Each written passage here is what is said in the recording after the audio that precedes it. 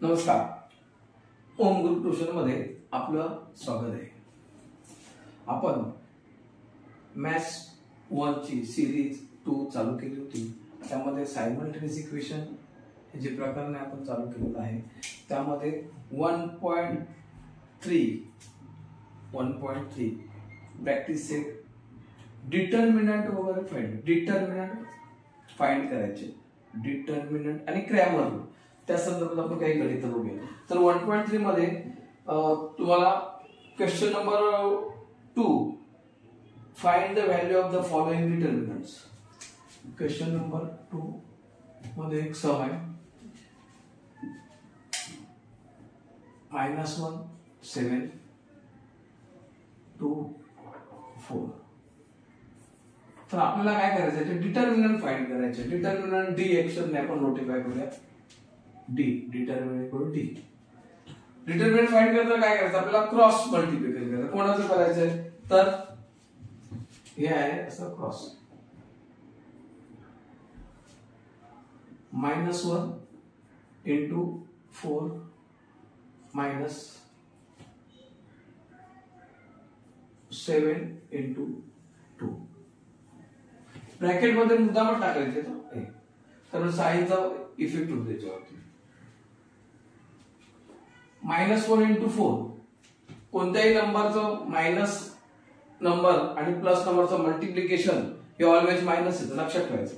Plus number minus आणि minus number 4 1 जा 4 -4 हे मायनस साइन हे आहे। नंतर 7 2 जा 14 7 2 जा 14 -4 ब्रॅकेटच्या वर मायनस साइन असेल तर ब्रॅकेटच्या आतमध्ये जी साइन आहे ती बदलते, लक्षात घ्या। ती साइन काय होते, बदलते।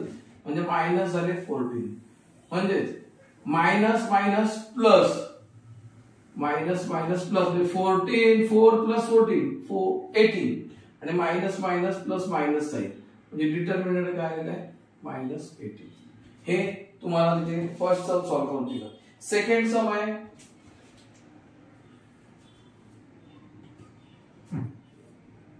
-5 3 -7 0। तर हे आता मी इथे पुढे इथे लिहितो D equal to determinant equal to पुन्हा क्रॉस मल्टिप्लिकेशन। x ची व्हॅल्यू आहे, y ची व्हॅल्यू आहे 1 5 into 0 ब्रॅकेट मध्ये टाका -7 into 3। आता काय होईल 5 into 0 any number multiple bye 0 value 0। कोणत्याही नंबरला 0 ने मल्टिपल केलं तर उत्तर काय येणार आहे 0। तर इथे 5 into 0 तो उत्तर येईल 0 मायनस ब्रॅकेट मध्ये -7 into 3 प्लस मायनस मल्टिप्लिकेशन -7 3 जा 21। आता ब्रॅकेटच्या बाहेर साइन कोणतं आहे, मायनस आहे। म्हणजे प्लस मायनस ब्रॅकेट मधलं जे साइन आहे ते काय होणार, चेंज होणार। मग कोणतं साइन येईल इथे, तर इथे साइन येईल +21 म्हणजे डिटर्मिनंट किती आला +21। अजून एक सम आहे तर पुढील बघा आता इथे जसं इकडे शिकवलेलं आहे त्याप्रमाणेच सॉल्व करायचं आहे। पण उदाहरणार्थ आता 2√3 into 3√3 ब्रॅकेट मध्ये -9 into 2 इक्वल टू। आता इथे काय करणार, पहिलं रूट आहे आणि रूटच्या बाहेर नंबर आहे। तर रूटच्या बाहेर जो नंबर आहे रूटच्या बाहेर त्याचा मल्टिप्लिकेशन 2 into 3 2 into 3 6 आणि √3 into √3 म्हणजेच काय फक्त 3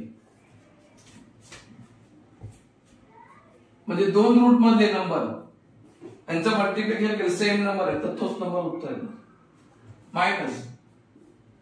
-9 2 जा 18।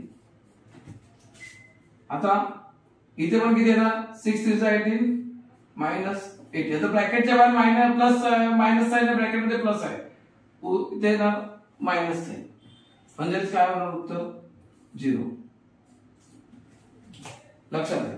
म्हणजे इथे रूट आहे म्हणून घाबरून जायचं नाही, तर रूट मध्ये समजा घाबरतात बरीचशी मुलं, तर रूट आहे म्हणून आता काय नाही करायचं, टेन्शन नाही घ्यायचं. रूटच्या बाहेर नंबर आहेत, रूट इक्वल आहे दोन्ही साईडला, म्हणजे रूटच्या बाहेर नंबर आहेत त्यांचं मल्टिप्लिकेशन केलं 3 2 जा 6 आणि रूट 3 इंटू रूट 3 म्हणजे जायचं आलं 3 6 जा 18 आणि 9 2 जा 18 प्लस मायनस 0. तर अशा प्रकारे तुम्हाला ही जी व्हॅल्यू आहे त्या काढून दिलेल्या आहेत डिटर्मिनंट फाइंड करण्यासाठी. अजून एखादं सम पाहिजे असेल तर तरी पण आपण करूया. इथे जे दिलेले आहे तेच करतो जेणेकरून तुम्हाला बरं पडेल. सॉल्व सम आहे, इथे तर मायनस नंबर आहे, इथे n इक्वल टू दिलेलं आहे -8 -3 2 4. सेम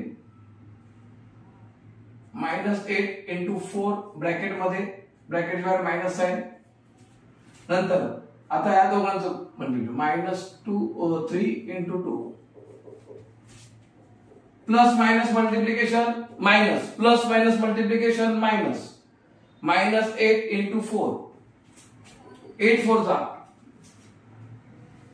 32 -32 ब्रॅकेट मध्ये मायनस 3 2 जा 6 plus minus multiplication minus minus plus multiplication minus 6 पुन्हा -32.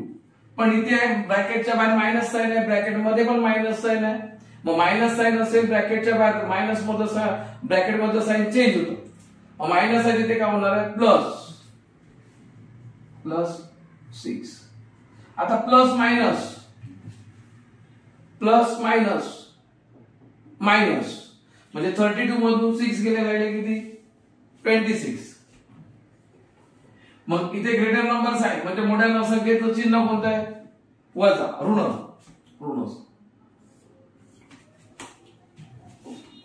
म्हणजे अशा प्रकारे तुम्हाला डिटर्मिनंट वरती जवळजवळ 1 2 3 4 5 असे सम मी सोडवून दिलेले आहेत. आता ह्याच्या पुढे ते क्रॅमर्स रूल लक्षात घ्या. तर पुढच्या लेक्चरला मी तुम्हाला क्रॅमर्स रूल कसा वापरायचा त्या प्रकारची जी लिनियर इक्वेशन आहे ती तुम्हाला मी सोडवून देणार आहे. तर हा व्हिडिओ तुम्हाला आवडला असेल तर तुम्ही शेअर करा, सबस्क्राईब करा आणि लाईक करा.